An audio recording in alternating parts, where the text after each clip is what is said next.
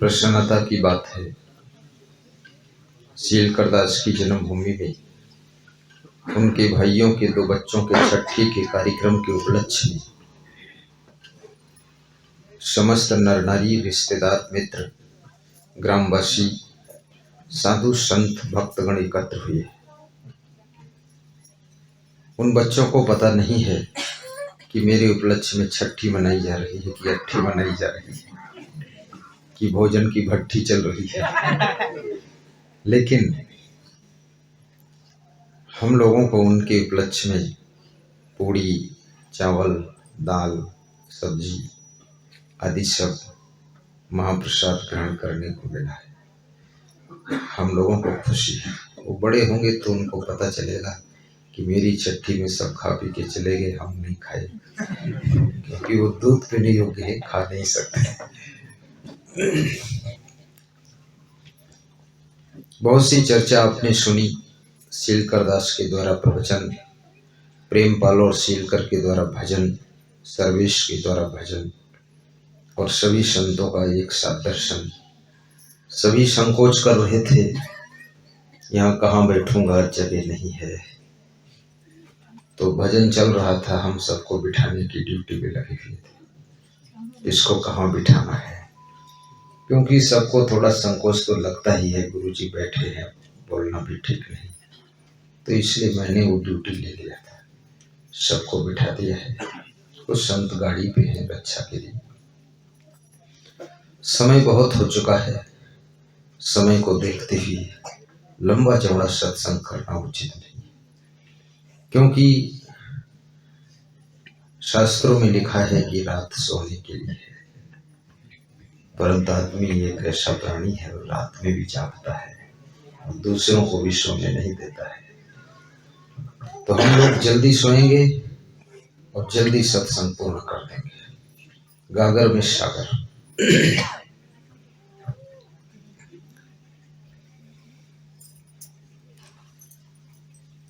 जन्म और मृत्यु दो के बीच का जो टाइम है उसको जीवन कहते हैं। लेकिन ये बीच का टाइम सबका समान नहीं होता है, कम ज्यादा होता है। जन्म तो हो गया और मृत्यु भी हो जाएगी, इसमें कोई संदेह नहीं। लेकिन जो बीच का टाइम जीवन है, वो जीवन कैसे जीना चाहिए, जीवन में क्या हमें करना चाहिए, और ये जीवन किस लिए मिला हुआ है। ज्यादातर लोगों का जीवन टेंशन में, तनाव में, दुख में, उलझन में, कलेश में, लड़ाई झगड़ा में, मनमुटाव में, इसी में बीत जाता है। बहुत से लोग तो काम, क्रोध, लोभ, मोह, अहंकार, ईर्ष्या, द्वेष में रात दिन जलते भूनते रहते हैं, पूरी जिंदगी गुजर जाती है। लेकिन इसका नाम जिंदगी नहीं है। ये जिंदगी दुख भरी जिंदगी है। जिंदगी उसे कहते हैं जिस जिंदगी में बंदगी भी हो। जो तो आया जगत में तो ऐसा कर ले। कबीर साहब कहते हैं, यदि तुम संसार में आए हो 2 काम जरूर करो, कर साहेब को बंदगी, भूखे को कच दे। साहेब किसे कहते हैं? साहेब का अर्थ होता है श्रेष्ठ, साहेब का अर्थ है पवित्र आत्मा, साहेब का अर्थ है दिव्य आत्मा। साहेब यानी जिसके मन का मैल धुल चुका है, जो अब निर्मल हो चुका है, उस साहेब कहा जाता है। उसको बंदगी करना है, उसको प्रणाम करना है। और बंदगी करने का अर्थ क्या है? 3 बार अंजलि बांधकर साहेब बंदगी, साहेब बंदगी, ऐसा कर दिया, अर्थ समझ लिया, हो गया बंदगी। नहीं, बंदगी का अर्थ होता है सेवा करना। बंदगी का अर्थ है कर्तव्य का पालन करना। बंदगी का अर्थ है कि हमें जो कुछ करने के लिए मनुष्य का शरीर मिला है वो सब करना। बंदगी करके लेटे रहना, बंदगी करके कामचोर बन करके सोए रहना, ये बंदगी नहीं है, ये झूठी बंदगी है। बंदगी का अर्थ है कि हमारे भीतर की गंदगी अब निकलना शुरू होना चाहिए। आलस्य, अहंकार, क्रोध, ईर्ष्या, ये सब मैल धुलना चाहिए। कई बार देखा जाता है गांव में ईर्ष्या की बीमारी बहुत है। जब किसी की उन्नति होने लग जाती है, जब किसी का नाम बढ़ने लग जाता है, जब किसी के घर में दौलत बढ़ने लग जाती है, किसी के द्वार पर गाड़ी आकर खड़ी होती है, बहुत से पड़ोसियों के सीने पर सांप लौट जाते हैं, दुख हो जाता है। बेचारा कहते हैं कि आदमी अपने दुख से उतना दुखी नहीं है जितना दूसरे के सुखों से दुखी है। और जिसके लिए दूसरे का सुख दुख का कारण बना हुआ है वो व्यक्ति कभी सुखी नहीं हो सकता है, क्योंकि दूसरे लोग तो अपने अपने कर्म से सुखी हो रहे, उन्नति कर रहे हैं, उसमें तुम कैसे उनको रोक सकते हो? और उनकी उन्नति से तुमको दुख हो रहा है, ये दुख तुम्हारा हमेशा रहेगा और इसी दुख में तुम एक दिन मर जाओगे। और जो दूसरों की उन्नति से ईर्ष्या करता है, जलन करता है, और जलन की पहचान होती है, उसकी वो व्यक्ति निंदा करेगा, बुराई करेगा, कुछ ऐसा वैसा बोलेगा कि अरे सब इधर उधर से लूट पाट के बना लिया है। कहीं बोलेगा अरे ठगवा है, दुकान खोली सुना सबका ठगत है, मुझ पैसा लाई से, ऐसे बोलेगा। ईर्ष्या कि बच्चे का नाम है निंदा, उसका बच्चा निंदा पैदा होता है निंदा करता है। और ईर्ष्या केवल गांव में नहीं, ईर्ष्या उन्हीं से होती है जिनसे तुम्हारा परिचय होता है। अपरिचित से कभी ईर्ष्या नहीं, जिनसे तुम मिले नहीं कभी, उनसे तुम जलन नहीं करते। कभी आपने मुकेश अंबानी से कंपटीशन नहीं किया, टाटा से कभी ईर्ष्या नहीं किया, क्योंकि वो आपकी लिस्ट में नहीं है। आपकी लिस्ट में कौन है? आपका चचेरा भाई है। आपकी लिस्ट में कौन है? आपके बड़े पिताजी हैं, छोटे पिताजी हैं, आपकी लिस्ट में बुआ जी भी आती हैं, उनसे भी ईर्ष्या होती है। लेकिन ये भी याद रखना, ईर्ष्या से हम कैसे बच सकते हैं, जलन से कैसे बच सकते हैं? जो तुम कमाते हो उसका 10% उन लोगों को सहयोग के रूप में दीजिए जो लोग तुमसे ईर्ष्या करने की तैयारी कर रहे हैं। ईर्ष्या करना शुरू करें इससे पहले ही उनको 10% बांट दीजिए, तो वे तुम्हारा गुणगान करना शुरू कर देंगे कि आदमी बहुत अच्छा है बात। इनको भी सिखा रहा हूं, ये भी कुछ दान वान कर।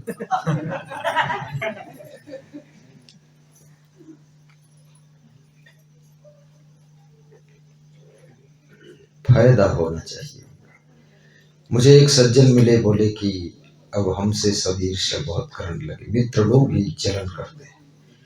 तो हमने कहा हुआ क्या? बोले मेरी उन्नति हुई तो उनको जलन होने लगी। हमने कहा तुम्हारी उन्नति से उनको क्या फायदा हुआ? बोले उनको कुछ नहीं हुआ। तो हमने कहा इसीलिए जलन है, उनको फायदा करेंगे। बोले क्या कराऊं? मैंने कहा तुम्हारी उन्नति कितनी हुई? बोले मैं 2 गाड़ी लाया हूँ, 2 ट्रैक्टर लाया हूँ, 2 कार है, 3 मोटरसाइकिल है। तो हमने कहा 1 मोटरसाइकिल उनकी जरूरत के लिए दे दिया करो, फिर सब लेकर घूमते रहे और तुम उसको मरम्मत कराते रहो, देते रहो, बस खुश रहेंगे। बोले और? हमने कहा सबको बोल दो जब कार की जरूरत हो तो कार और ड्राइवर दूंगा, और जहाँ जाना हो, बेटी को छोड़ना हो, बहू को लाना हो। देखो तमाशा, 1 महीने बाद फोन आया कि सभी लोग गुणगान कर रहे हैं, गुणगान होने लगा। याद रखना, तुम्हारी उन्नति से अगर दूसरों को फायदा होता है, वही लोग तुम्हारा गुणगान करते हैं।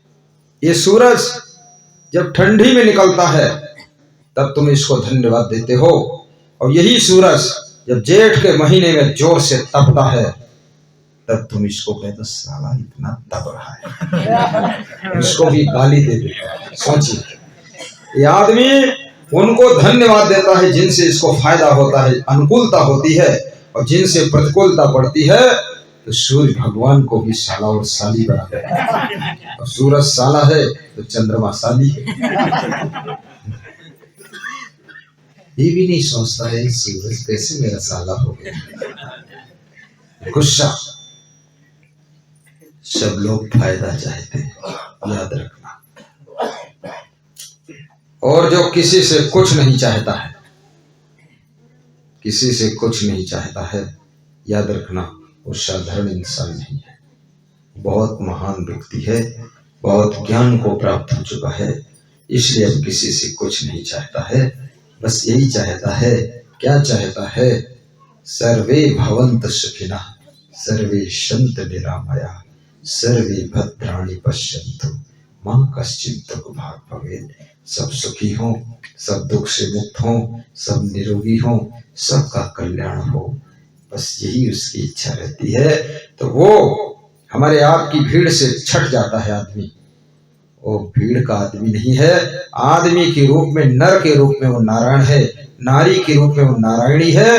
और याद रखना, मंदिर में जो बैठे हुए देवी देवता हैं वे तो पत्थर की मूर्ति है, लेकिन वो तुम्हारे घर में, तुम्हारे बीच में जीता जागता चैतन्य मूर्ति देवी देवता के समान है, जिसका मन सबके भला के लिए सोचता है, सबके कल्याण के लिए सोचता है। उदार चरिता नाम तो वसुधैव कुटुंबकम, अयम निजः परो वेति गणना लघु चेतसाम। लेकिन ये भी याद रखना, किसी का भला करना, उसके बदले में कुछ मत चाहना। बदले में यहां मिलता कुछ नहीं। एक बाप मेहनत करते करते उम्र से पहले बूढ़ा हो जाता है, कमजोर दिखने लग जाता है, थोड़ा टेढ़े टेढ़े चलने लग जाता है, बहुत थक गया। कई बच्चों को पाला पोसा, बड़ा किया, पढ़ाया लिखाया, कमर टूट गई। लेकिन अगर उसके अंदर ये इच्छा है कि बच्चे धन्यवाद देंगे, धन्यवाद नहीं मिलेगा आपको। कभी कभी वाद विवाद करेंगे आपसे, वाद विवाद होगा। और वो बच्चे, एक माँ बाप 6 बच्चों को जन्म देकर, पालन पोषण करके, शिक्षा देकर, संस्कार देकर के उनके लिए कमरा बनाकर रख देते हैं, लेकिन 6 बच्चे और 6 बहुएं 12 मिलकर के एक माँ बाप को सही ढंग से रोटी धोती और सम्मान नहीं दे पाते। कम से कम उनका किया हुआ तो वापस लौटाओ। एक बूढ़ा आदमी मोबाइल की दुकान पर गया और मोबाइल के दुकानदार से दुखी होकर कहने लगा कि देखो, मेरा मोबाइल कुछ बिगड़ गया है क्या? मेरे बेटे का फोन नहीं आता है। क्या बाबा, क्या करता है बेटा आपका? बोले हमारा बेटा तहसीलदार है। कहाँ रहता है? वो लखनऊ राजधानी में रहता है, उसका फोन नहीं आता है, कुछ बिगड़ा है मोबाइल का। मोबाइल मैकेनिक ने मोबाइल पकड़ा और देखा तो कहा, मोबाइल तो ठीक है, बिगड़ा नहीं है, लेकिन तेरे बेटे का दिमाग ही बिगड़ा है, तुम्हें फोन करता ही नहीं। बूढ़ा बाप सोच में पड़ गया कि जिस बेटे के लिए पूरी जिंदगी खपा दी मैंने, वो बेटा मुझको भूल गया। हर लड़की सोचती है मेरा भाई, मेरी भाभी मेरे माँ बाप का ख्याल रखे। मैं तो ससुराल चली गई, लेकिन मेरे घर में जो मेरा भाई बचा है और मेरी जो भाभी भाभो आई है दूर से, वो मेरे बूढ़े माँ बाप को दुख न दे सोचती है। ये सोचती है तो कभी कभी माँ बाप को दुख मिलता है तो लड़की जब सुनती है ससुराल में रोती है और जाती है समझाती है, लेकिन वही लड़की अपने सास ससुर को दुख देती है। बहुत नालायक है, पूरी धूप है, एटम बम दमादम एटम बम से नहीं है कम। ये मूर्ख लड़की है। इस लड़की को उधर सोचने की जरूरत नहीं है। अगर सभी लड़कियां बहू बनने के बाद अपने सास ससुर को संभाल लें तो याद रखना इस धरती के ऊपर किसी घर में दुख नहीं रह सकता है, दुख नहीं रह सकता।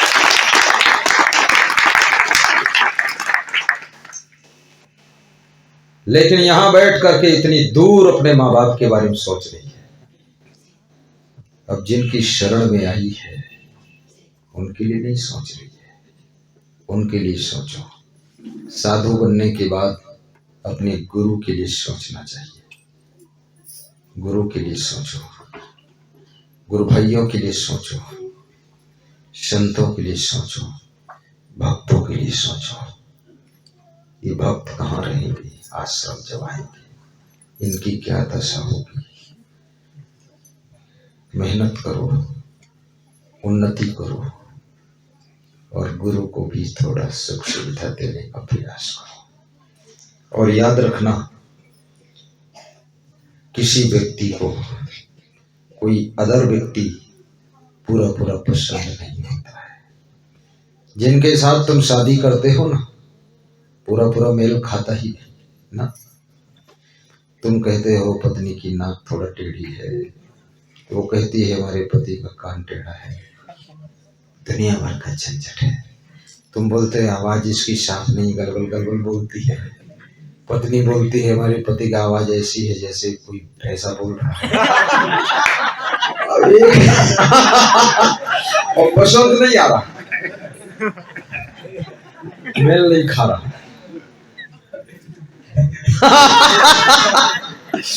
बहुत खुश हो गए लोग, क्योंकि यही है ही है दुनिया में।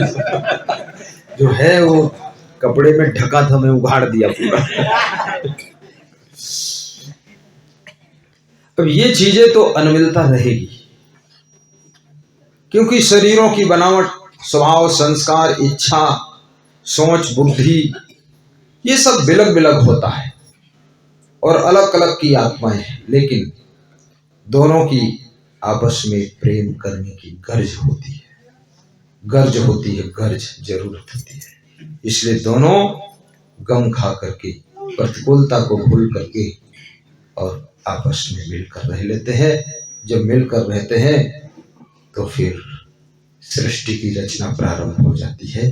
फिर वे ब्रह्मा और ब्रह्मानी बन करके सृष्टि में 10-5 संतान को प्रेषित कर देते हैं। आजकल की स्त्रियां इतनी कमजोर हैं, 2-3 बच्चे हो जाए तो खुद ही नहीं बचेंगी।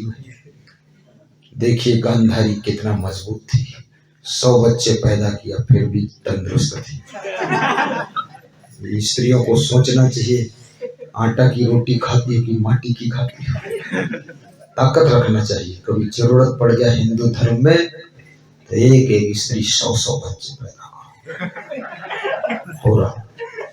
जरूरत पड़ेगी तो हम बताएंगे आपको। क्योंकि जब हिंदू धर्म के ऊपर खतरा आने लगेगा और दूसरे मजहब बहुत बढ़ जाएंगे, बर्बरता के साथ अत्याचार करेंगे, तब ज्यादा जनसंख्या की भी जरूरत पड़ सकती है। अन्यथा हिंदुस्तान खतरे में होगा, हिंदू भी खतरे में होगा और हिंदी भाषा भी खतरे में होगी। ये भाषा भी नहीं रह सकती जो मैं बोल रहा हूँ। खैर इस बात को जाने दीजिए, दूसरी बात को हम कर लेते हैं।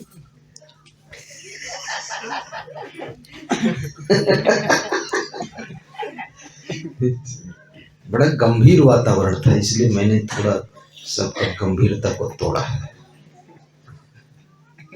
जहां रहो वहां निराले बनकर रहो, कुछ नया करो, कुछ बड़ा करो, कुछ अच्छा करो, विशेष करो।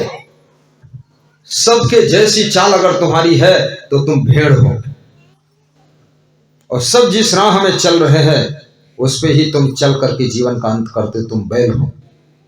लेकिन याद रखना आदमी उसका नाम है जो अपना नया रास्ता का चुनाव करता है और कुछ नया रिजल्ट देता है और अपने जीवन को ऐसे जीता है कि उसकी जिंदगी के साथ हजारों की जिंदगी को आनंद मिलता है। ऐसी जिंदगी को दूर रहो, कहीं रहो, लेकिन अपने सास ससुर को, अपने माँ बाप को कम से कम हर तीसरे चौथे दिन फोन करके पूछ लिया करो क्या हाल चाल है। साधु बन गए, अपने गुरु से बात कर लिया करो, गुरु भाई से पूछ लिया करो क्या हाल चाल है। याद रखना, बात करने से मन में खुशी होती है। जिन लोगों के रिश्तों के बीच में बात नहीं होती है तो उनके दिल बहुत दूर दूर हो जाया करते हैं, और जिनमें बात होती रहती है उनके बीच में कोई गलत बात तैयार ही नहीं हो पाती है। इसलिए बात पति पत्नी में भी होना चाहिए। एक स्त्री अपने मायके गई, वो इंतजार कर रही थी कि पति लेने आएगा तो जाऊं। अब पति कह रहा था अब गई है तो जब आएगी तो हम रख लेंगे। वो आई भी नहीं, वो लेने गया भी नहीं। 1 साल हो गया, पति भी जिद्दी और पत्नी भी जिद्दी, और दोनों रद्दी। खाम खा का जिद, इससे क्या मतलब है। तो सवाल मेरे पास में आया कि छोटी सी गांठ है उसको खोल दो आप। तुमने कहा क्या है। बोले पति पत्नी का रिश्ता जो है बिल्कुल खत्म ही समझो आप। 1 साल से गई है, वो आई नहीं। हमने कहा तो इसको जाके ले आना चाहिए। पहले लेने कौन गया था उसको, जब शादी हुई थी कौन लेने गया था। बोले यही लोग गए थे। हमने कहा क्यों नहीं लाते फिर दोबारा चले जाओ। ज्यादा अहंकार था तो पहली बार ही ना लाते, और पहली बार तो धम्मड़ मचा करके 500 लोग गए थे, और 5 लोग तो जाओ धम्मड़ दास। तो उसका पति हंसने लगा, बोले बात तो सही है, लाए तो हम ही थे। हमने कहा फिर ले आओ, उसमें क्या बात है। बोले बात अहंकार की है। वो कहती लेने आएंगे तब आऊंगी, तो मैं कहता हूँ आओगी तो रख लूंगा, तो ना वो आती है ना मैं लेने जाता हूँ। मैंने कहा तुम ही छोटे हो जाओ, फोन लगाओ उसको बात कराओ। बात हुई हमसे, पहचान के थे, भक्त थे। तो हमने उसको बताया क्या है बेटी, मैं तो तुम्हारे घर पधरों नहीं आया, तुम कहाँ हो। तो बोले हम तो यही है अभी मायके में। कितने दिन से हो। बोले साल भर हो गए। तो वहाँ क्या करती हो। बोले लेने आएंगे तो हम आ जाएंगे। तो हमने कहा ठीक है, लेने कोई आ जाए। तुम्हें भेजने कौन गया था। बोले भेजने कोई नहीं गया था, मेरा भाई आया था उसके साथ आई थी। हमने भाई से कहे तो छोड़ जाए यहाँ, और क्या करना उसने। चुप हो गई, हंसने लगी। तो हमने कहा अहंकार मत करो, जिद मत करो, चुपचाप चली जाओ, गृहस्थी चौपट मत करो, साधु बन नहीं पाओगी। करना यही है, फालतू नाटक मत कर, चल वहां से। हाँ, बकवास करने से क्या फायदा है।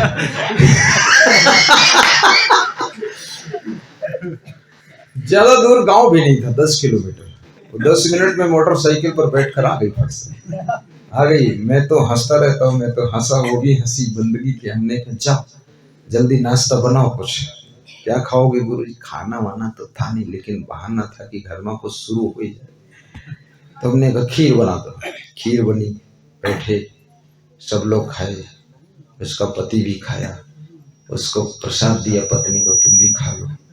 दोनों संकल्प दिलवाया, इस तरह से जिद मत किया करो। जिद करना, क्रोध करना, हठ करना, ये मूर्ख की पहचान होती है। और जरूरत पड़ने पर विनम्रता से क्षमा मांग लेना, सरल हो जाना, गम खा लेना, ये समझदार की पहचान होती है। समझदार बनकर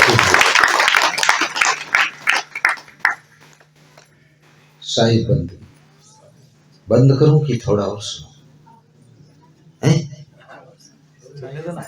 चलने दें। हाँ, गुरु जी की चाहे जो दशा दुर्दशा हो, चलने दो। बोल, वो कौन है दिनकर की माँ, गोविंद की माँ, क्या नाम है। ईश्वरी। बोल ईश्वरी भाई। ईश्वरी बोलेगी, ईश्वर ही बोल दिया तो बताना, सुनाना। क्या नाम है। मुकेश भाई, मुकेश कुमार साहू। आपका नाम जन्नू, झलेंद्र सिन्हा। झलेंद्र सिन्हा, ये गांव से मिला था ना शायद। बोरडा कार्यक्रम गांव ही है ना। बहुत प्रेमी,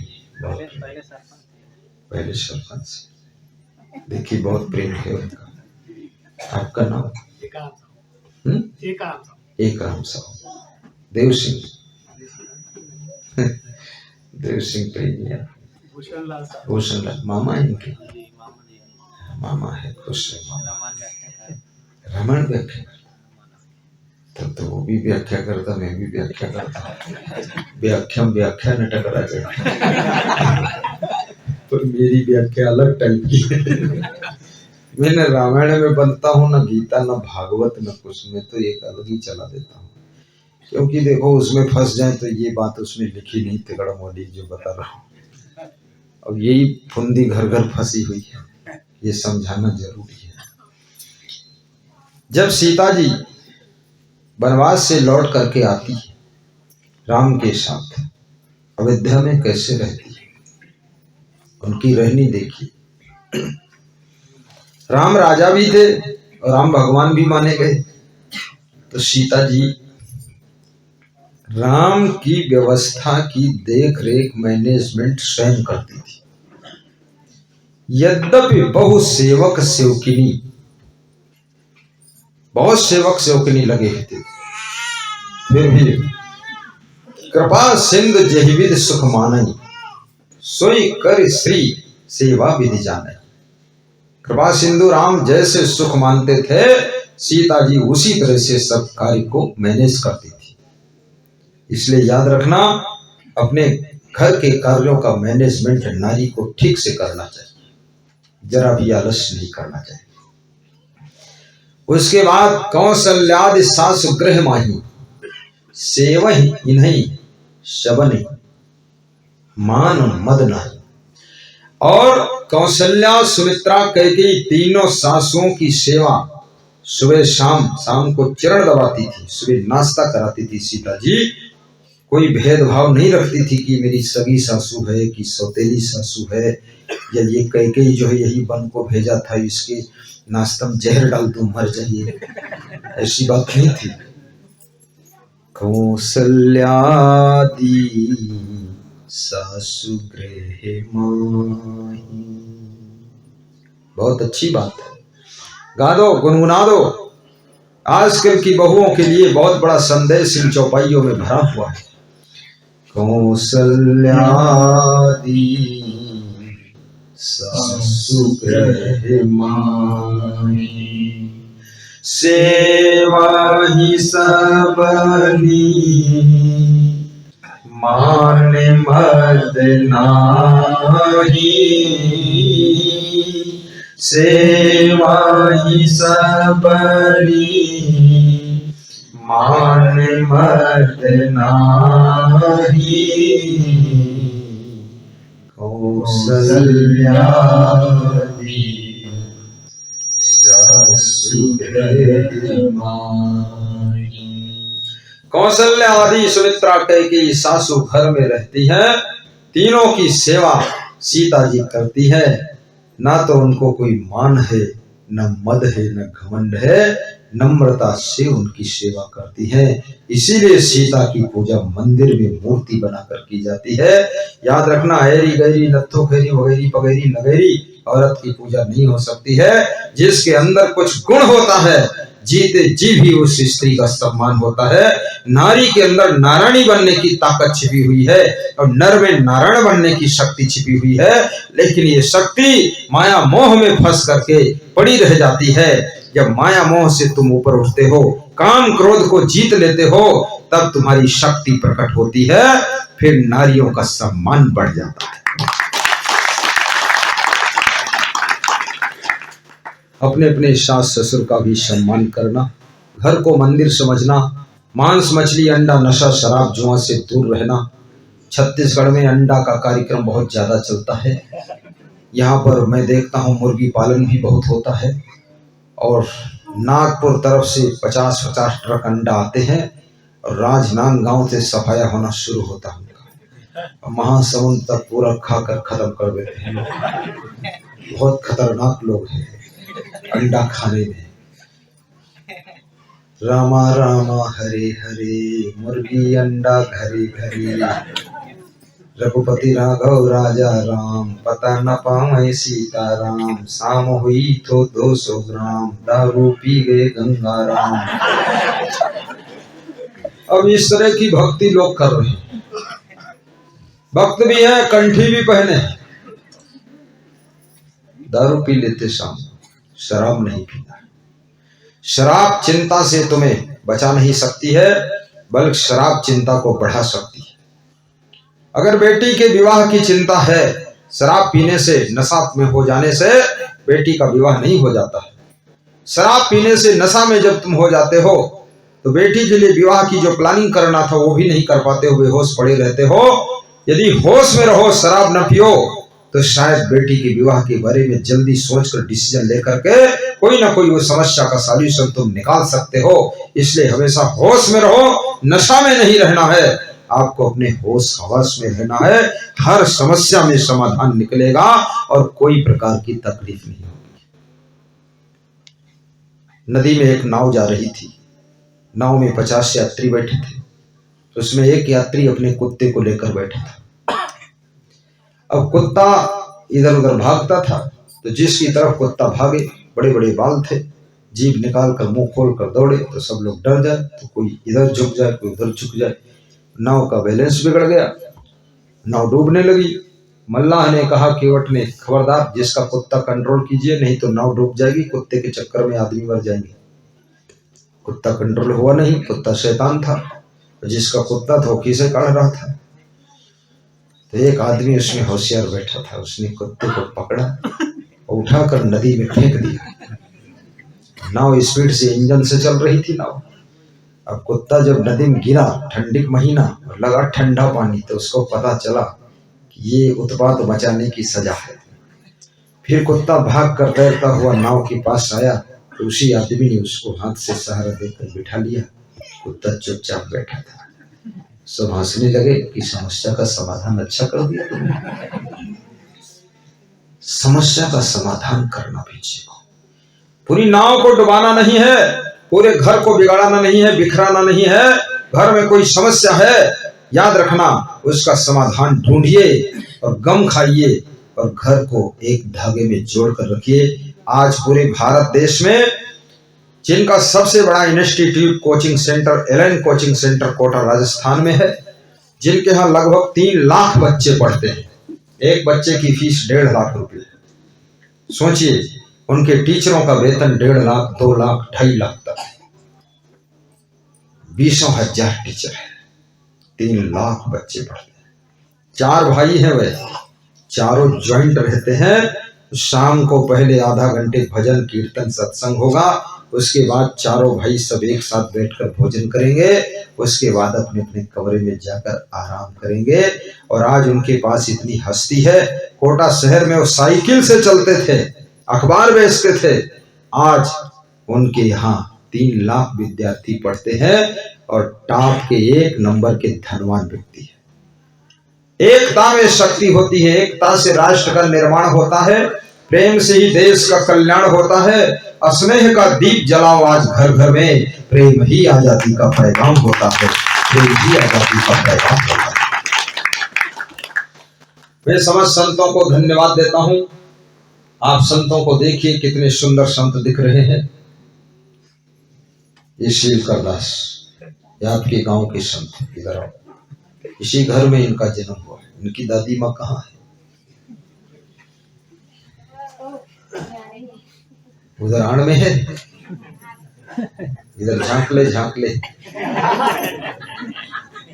आज जब उसने मुझे प्रणाम किया, मेरी ओर देखा, तो पहली बार मैंने उसको देखा है हंसते मुस्कुराते। नहीं, मुझको देखती थी तो उसको दुख हो जाता था, यही दुष्ट ले गया मेरे। आज उसका दिल खुश हुआ कि अरे मेरे नाती को महान बना दिया गुरु जी, बहुत खुश है। ये नाती तुम्हारे घर को तीर्थ बना दिया, और तुम्हारे घर में एक संत नहीं, 25-25 संतों का मेला लगा दिया। और याद रखना, इसकी तपस्या से ही तुम्हारी आत्मा तर जाएगी। दादी को हाथ जोड़। वो दादी है, तेरे को गोद खिलाया है उसने, है दादी को बहुत प्रेम था इससे, ये सबसे बड़ा था ना। ये सीधे बहुत है, आश्रम में भी सीधे ही रहते हैं।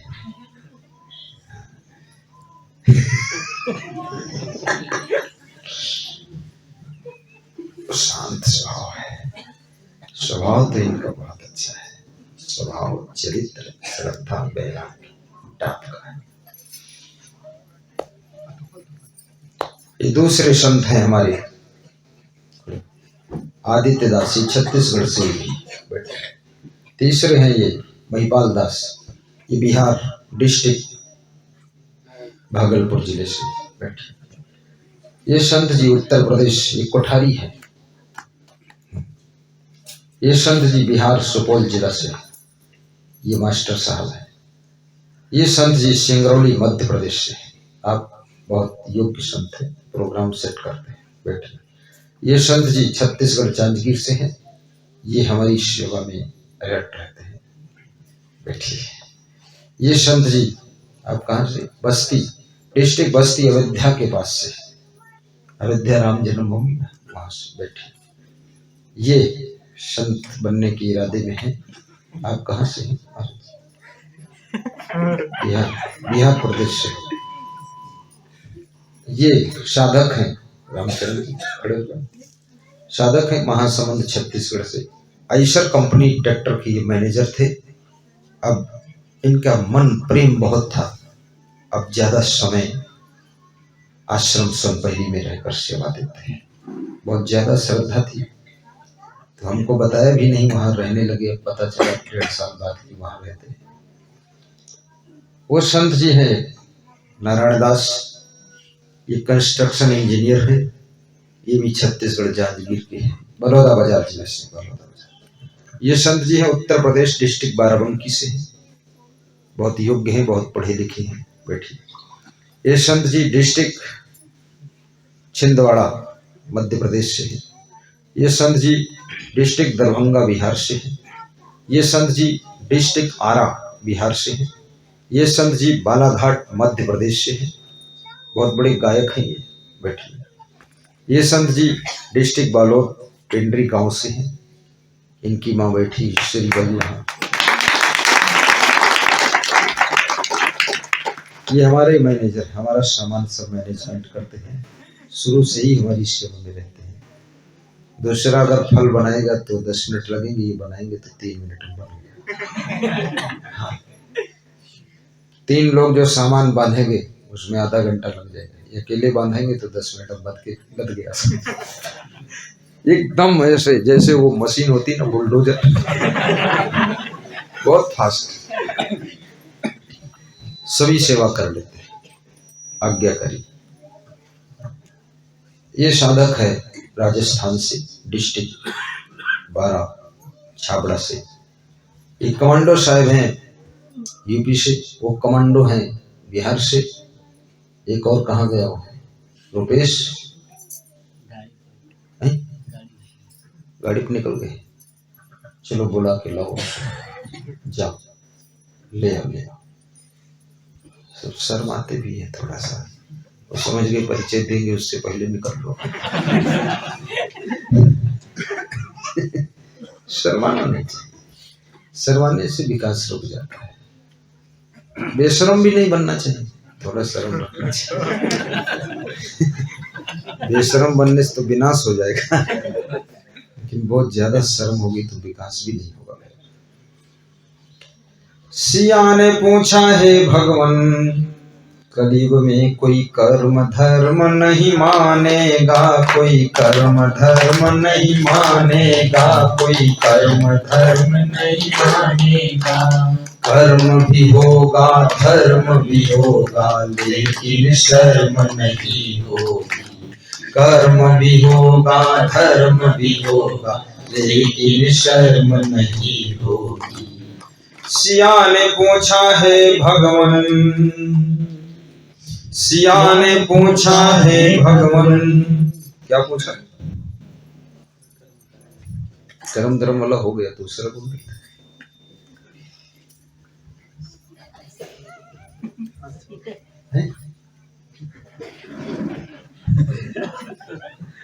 सिया ने पूछा है भगवान, कलयुग में काले मन और काले धन होंगे, चोर उचक के नगर सेठ प्रभु भक्त सभी निर्धन होंगे।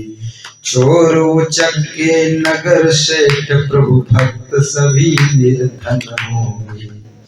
सिया ने पूछा हे भगवान, क्या ये हमारे उत्तर प्रदेश से है साधक जी, ये भी बहुत अच्छी सेवा देते हैं।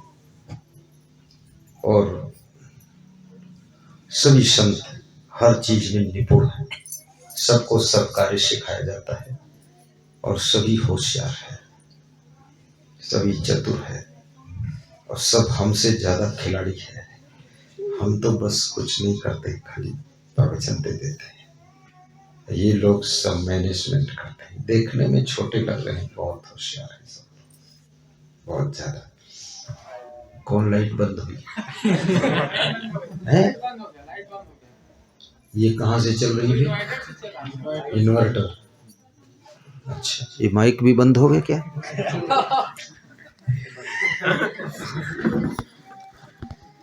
कोई बात नहीं।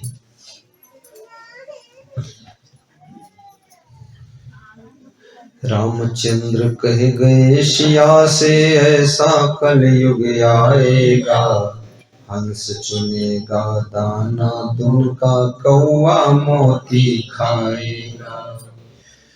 सोने सोने मंदिर होंगे। ये कलयुग में क्या होगा? मंदिर तो होंगे पर सोने होंगे, वहां भीड़ भाड़ कम दिखेगी। लेकिन भीड़ कहाँ दिखेगी? सोने सोने मंदिर होंगे और भरी रहेंगी मधुशाला, भरी रहेंगी मधुशाला और भरी रहेंगी मधुशाला।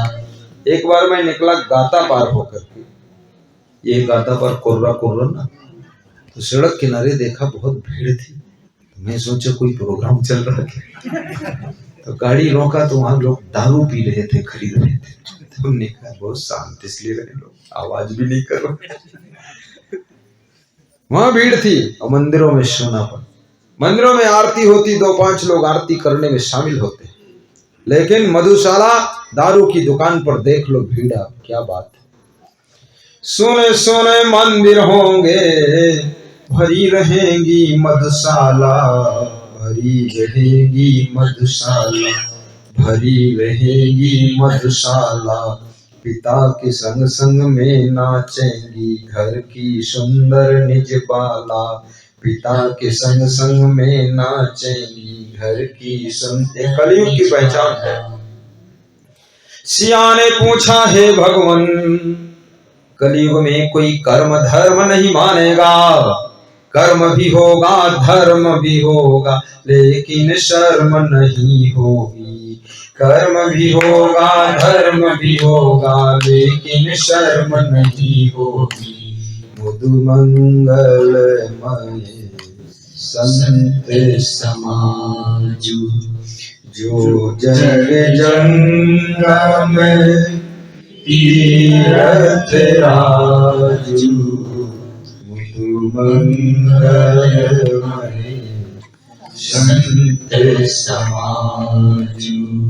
बोलिए सद्गुरु भगवान की जय। समस्त परश्री की पावन धरा पर श्री संतोष साहू के पावन घर में उपस्थित रिश्तेदार मित्र मंडल ग्रामवासियों को मैं धन्यवाद देता हूं। और श्री संतोष साहू ने आज हजारों लोगों को भोजन भंडारा खिलाया है। मैं उधर देख कर आया, बहुत बर्तन रखा है, बनाया गया है, बहुत सुंदर। सबने महाप्रसाद लिया है। भंडारा करना चाहिए। 2 बच्चों की छठी थी, उन बच्चों के पिता हैं यहाँ। कौन? आ जाओ, देखो ये पिताजी हैं, बच्चे को यहाँ ले आइए। एक और बच्चा पिता वाला लोड़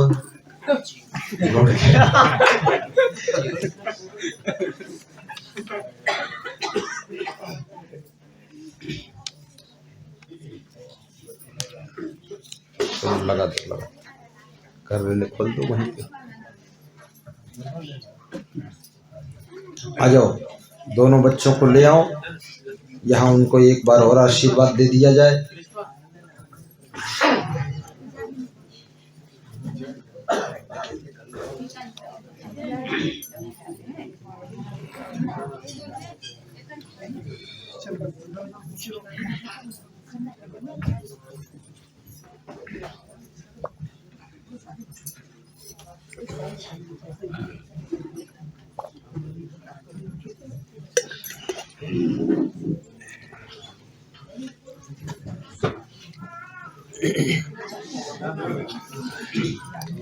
जल्दी लाइए, समय कम है। आइए आइए, आ जाओ, यहाँ ले आओ, ये साइड में ला, इधर ले आओ, इधर ले आओ, बहुत अच्छा। यहाँ यहाँ लेटा दो, मेज पर, मेज पर, मेज पर, हाँ, मेज पर, मेज पर, मेज पर। ये हटा लो, कपड़ा वाला हटाओ, यहाँ रखो, बस। चलो चलो, सोना है कि जागना है, बोलो। ए बाबा लोग, क्या है, बेटी है बेटा? दोनों दोनों बेटी आराम से लेटी। करवट मत लेना, नहीं लुढ़क जाएगी टेटा से। अरे सुन, कुछ बोलती नहीं है। कितनी उम्र है इसकी? 3 माह की है। ये बहुत छोटी, दोनों की छठी थी। तो तू बैठा दो, थोड़ा बैठ कर ऐसे, हाँ, खींचो फोटो, खींचो फोटो, खिंचवा ले। अगली बार आऊं तो गुलगुल बना दे। यार देख, दक्षिणा वक्षिणा देगी कि नहीं है? तेरे झोला में जेब वोब है कि नहीं? जेब ही नहीं रखती हो। इसको बिठाओ, है तो खुश, बहुत बुद्धि है उसके पास। देखिए उसका सिर कितना, हाँ, बुद्धिमान है वास्तव में। ये भी है बुद्धिमान, इसका भी मस्तक रेखा अच्छा है। आंखें खोल दे, कितना सोएगी ये, शुरू से सो ही रही है। आंखों में बसा दिया गुरुजी को, क्या बंद कर लिया।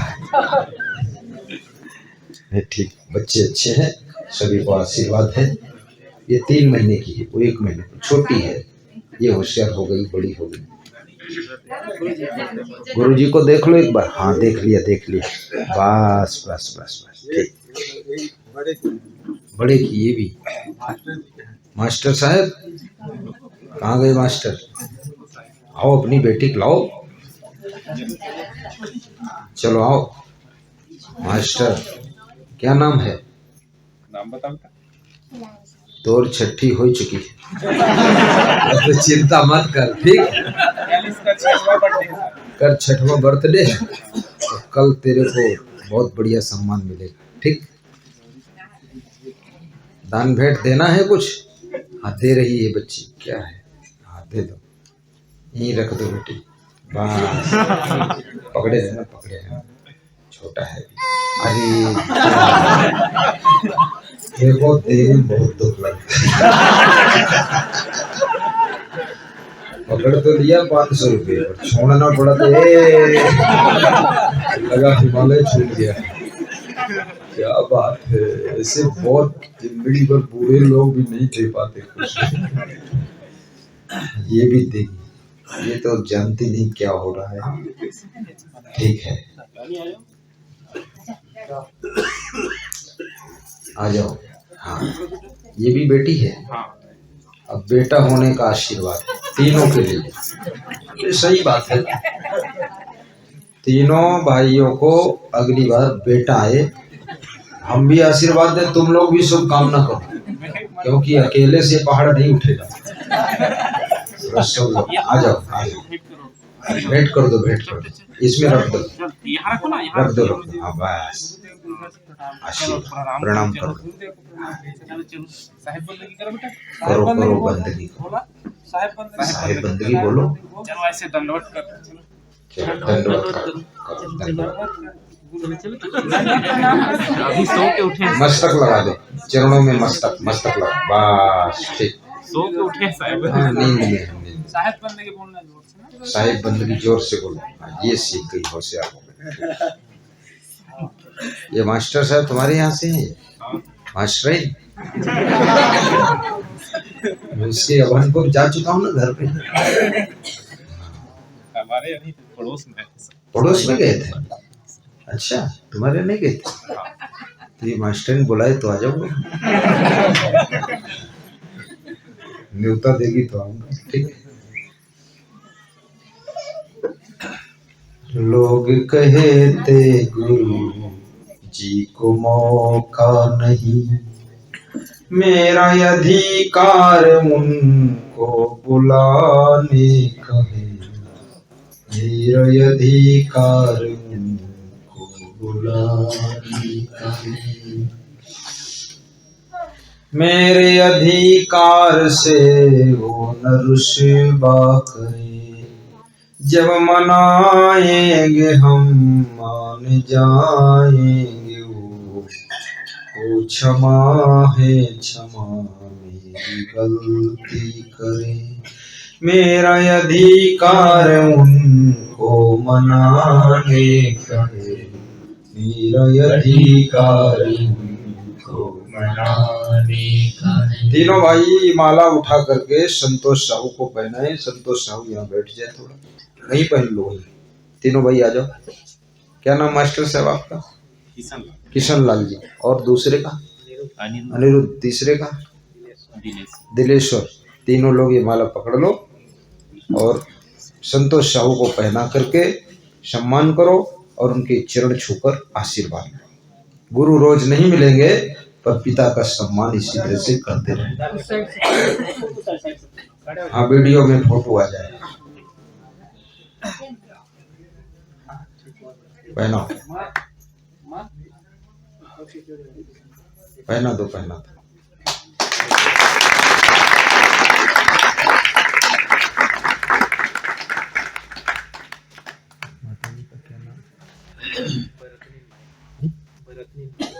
श्रीमती बरतनिन बाई,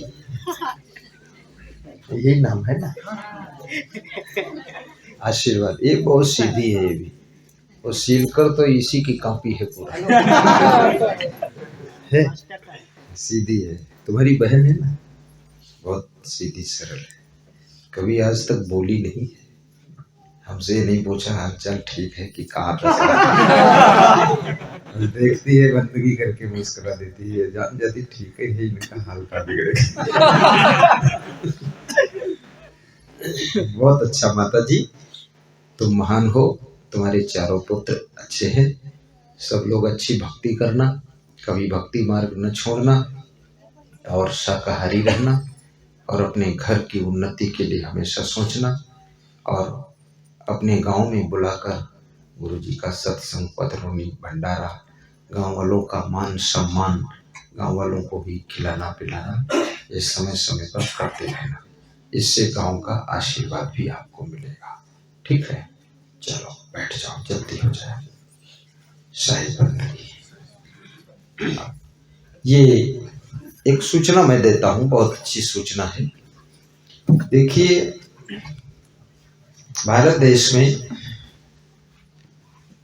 राम जन्मभूमि अयोध्या में विश्व का सबसे बड़ा मंदिर बन रहा है, जहां पर 1 लाख तीर्थयात्री 6 घंटे में पहुंचेंगे। 3-4 लाख डेली तीर्थयात्री आएंगे। कभी कभी आप लोग भी घर गृहस्थी में ऊब जाते हैं, मन होता है कि हम भी जाएं, अयोध्या देख लें, उज्जैन मेला देख लें। तो वहां जब जाओगे तुम तो रात ठहरने का प्रबंध कहाँ होगा, भोजन भंडारे का प्रबंध कहाँ होगा, रजाई गद्दे का प्रबंध कहाँ होगा, क्योंकि यूपी की ठंडी भी बहुत तगड़ी, हड्डी गलाती।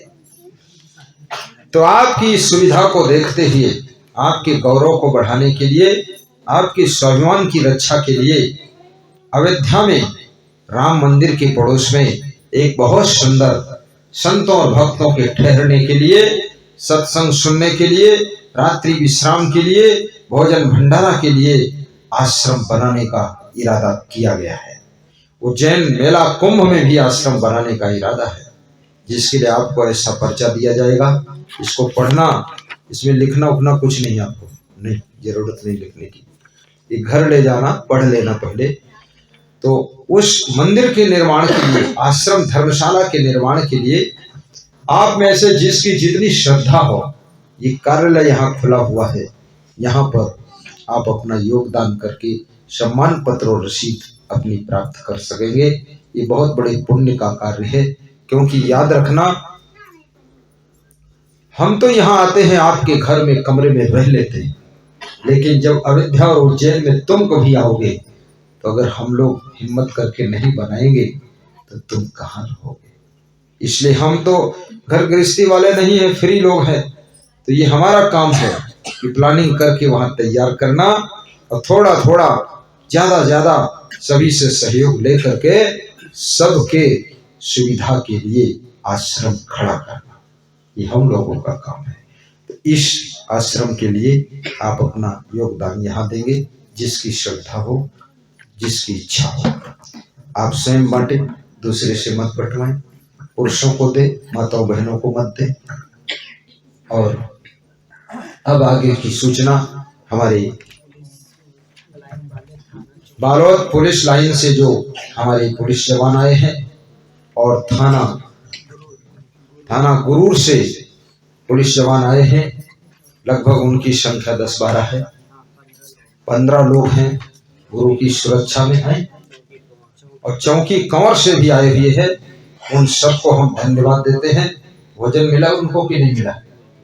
भोजन मिल चुका है, उनका आदर सम्मान है, और गांव के कोतवाल भी सेवा में उपस्थित हैं। बहुत बहुत धन्यवाद है ऐसे पुलिस जवानों का।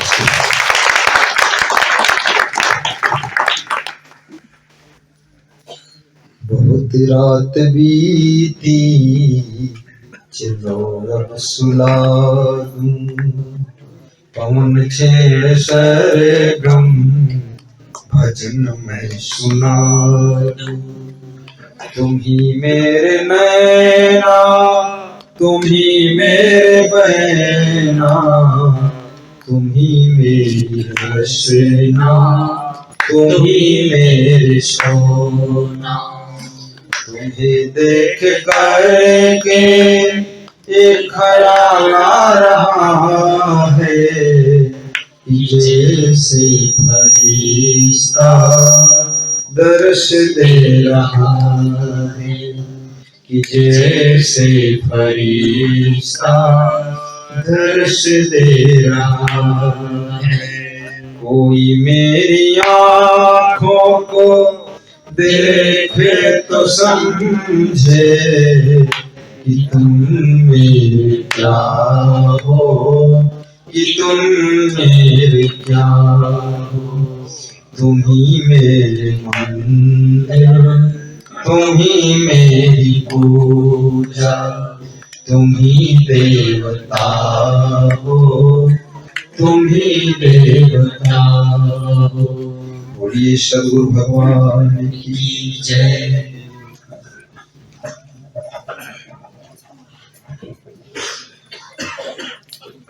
बोलिए सद्गुरु भगवान की जय।